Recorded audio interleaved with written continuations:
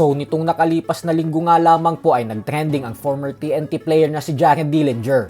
Ito ay matapos itong sabihin na sa palagay niya umano ay ayaw ng mga TNT players na makipaglaro sa import nitong si Bolbol dahil mukhang hindi umano nag-e-enjoy ang mga ito. Paliwanag ni Dillinger na kung mapapansin daw natin ay ang laki ng pagkakaiba ng mga locals ng TNT sa pakikipaglaro kay Bolbol at kay Rondae Hollis Jefferson.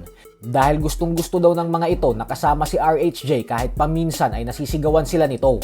Kasi si RHJ daw ay gustong-gusto talaga manalo, kumpara umano kay Bolbol na masyadong nag-iingat para makaiwas sa injury. Baka daw wala lang pakialam si Bol sa liga ng PBA.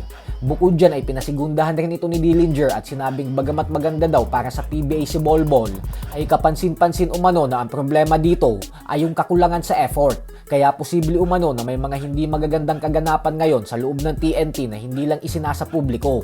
Ganun pa man ay umaasa si Dillinger na kung anuman umano ang pinagdadaanan ni Bol ay maayos niya ito bago ang playoffs. Dahil kung hindi ay nakakadismaya daw ito ng husto para sa TNT kung makakatikim sila ng first round exit. Mamaya na po magaganap ang Game 1 ng TNT sa quarterfinals laban sa number 1 seed na NLEX Road Warriors ni Robert Bolick. Kailangan ng TNT manalo ng 2 beses kung gusto nilang makapasok sa semifinals. Pero kapag natalo sila ng NLEX mamaya, ay dito na magtatapos ang kanilang kampanya sa PBA Commissioner's Cup.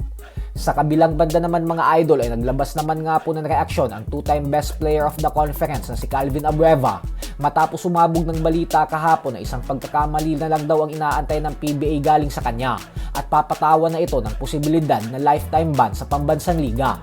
Agad nagpost si Abueva at tila natawa na lang dahil nagbabakasyon na daw siya pero nagtitrending pa rin umano siya.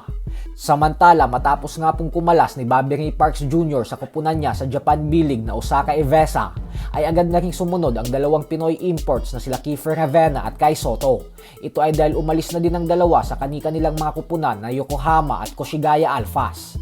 Ganun pa man ay wag po muna tayong umasa na dahil dito ay baka bumalik na ang 3 sa Pilipinas at maglaro na sa PBA. Ito ay dahil inaasahan na mananatili sa Japan B-League si Ravena at Parks, gawa ng may mga kumukuha na agad sa kanilang ibang kupunan at nag-aalok ng mga panibagong kontrata. Pero si Kai Soto po ang hindi pa malinaw ngayon kung mananatili pa ba siya sa Japan o susubukan na sa ibang liga dahil wala pa itong ibinibigay na pahayag.